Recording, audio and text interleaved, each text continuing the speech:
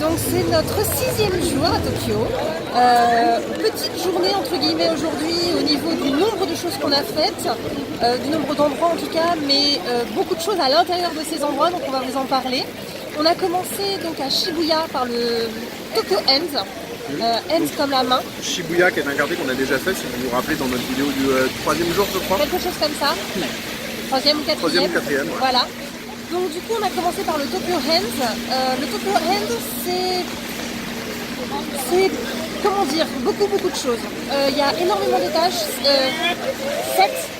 6 et demi, le 6e et demi entre guillemets étant un café.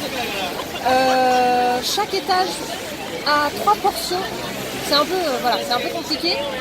Et chaque étage concerne quelque chose, c'est-à-dire que vous allez trouver les ustensiles. Ça y est, je sais vraiment plus parler français. Les ustensiles de cuisine, les trucs de déco, les trucs d'intérieur. Tout en haut, ça va être pour tout ce qui est craft, avec scrapbooking, machin, etc. Il y a tout un étage pour les animaux, avec des petits kimonos pour les chiens. Il était magnifique. Ah mais il était excellent.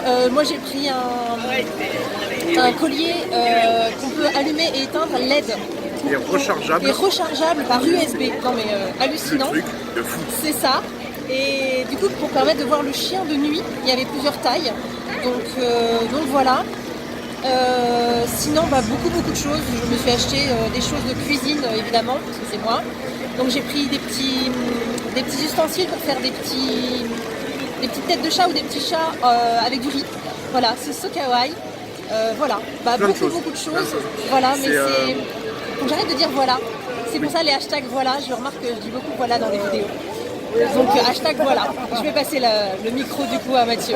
Alors une petite chose juste avant que je parle de ma partie à moi, je vais parler d'un autre petit truc entre deux. Comme vous pouvez le constater, il pleut. Et comme vous pouvez le constater, nous avons récupéré, vous voyez à l'arrière et puis vous le voyez derrière moi, des parapluies relativement typiques du Japon. Ce sont des parapluies transparents. C'est vachement bien foutu. C'est super intéressant. C'est pas du tout le genre de parapluie qu'on a chez nous. Déjà parce que pourquoi ils sont transparents? Alors, l'une. Ah, pourquoi ils sont transparents? On s'est plus ou moins posé la question au début en se disant ouais, c'est quand même sympa. Mais en fait non, il y a une vraie raison, enfin on suppose, c'est qu'ici tout est en hauteur. C'est-à-dire qu'il y a des cafés qui vont être au 8e étage, c'est normal.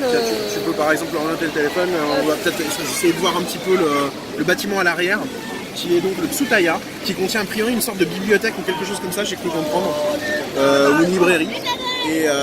Et donc voilà, en fait, ça c'est un point extrêmement important sur lequel on n'insistera jamais assez. Oui. C'est donc la verticalité. La verticalité de voilà. Tokyo. Parce que c'est nous on se fait impressionnant. avoir à mes genre... On cherche des cafés, des choses comme ça, et en fait on se dit mais il n'y en a pas. Et en fait, au bout d'un temps, par désespoir ou je ne sais quoi, on lève les yeux et on fait oh, mais en fait il y a 3 cafés aux étages supérieurs. C'est ça, c'est fou. Voilà. Et donc, voilà, alors, on attaque notre partie, enfin ma partie, qui est celle du bâtiment 109. Alors, on ne voit pas très bien parce qu'il n'est pas éclairé quand il est fermé. Il est là-bas, c'est une espèce de bâtiment un peu rondouillard, tout en hauteur, qui est accolé à d'autres bâtiments. Et en fait, le 109, c'est l'ensemble de ces bâtiments-là. Je pense que 109, c'est une question d'adresse, mais je ne suis pas tout à fait sûr. Et globalement, c'est une sorte d'énorme centre commercial à l'intérieur du bâtiment, tout fermé. Ça m'a fait penser à une sorte de galerie Lafayette, mais au lieu d'être un seul magasin, c'est plein de petits magasins.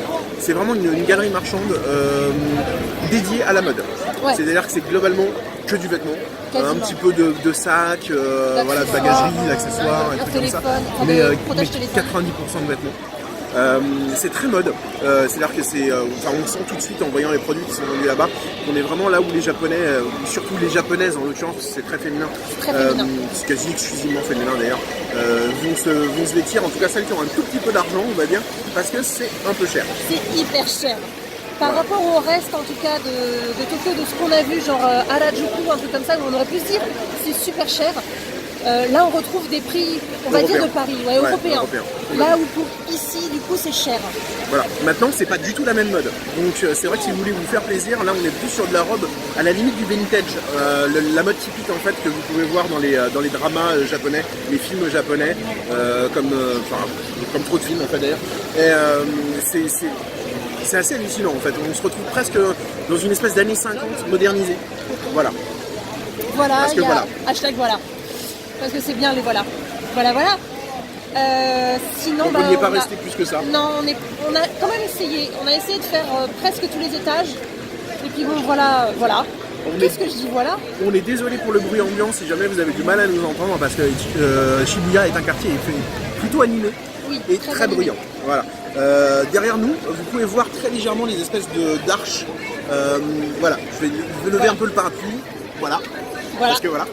Et qui permettent de voir l'espèce d'arche en fait qui va marquer le démarrage en fait du quartier des restaurants de Shibuya. Parce qu'en fait derrière c'est globalement que du resto et un peu de karaoké parce que Shibuya est aussi le quartier des karaokés. Mais pas tant que ça. Si, complètement, c'est juste qu'en fait on les voit pas tous. Certains sont pas mal cachés. C'est dans ce quartier hauteur, notamment qu'il y a le karaoké qui a été aperçu dans le film Lost in Translation, qu'on n'est pas allé voir, mais on va essayer en fait de se dégoter un karaoké et on essaiera de filmer à l'intérieur, de faire quelques photos et pourquoi pas peut-être même notre petite vidéo quotidienne dedans si on nous y autorise. Ça pourrait être sympa. Voilà. On l'a raté, d'habitude on essaie de le faire ensemble ce match. Ah mais le voilà, ça va rester. Donc en dehors de ça, demain sera une journée relativement calme aussi pour nous. On va essayer de se poser. Soit se poser, soit... On n'est pas encore décidé. C'est ça. Donc on vous tiendra au courant de toute façon. Voilà, parce que en fait globalement on est un peu fatigué.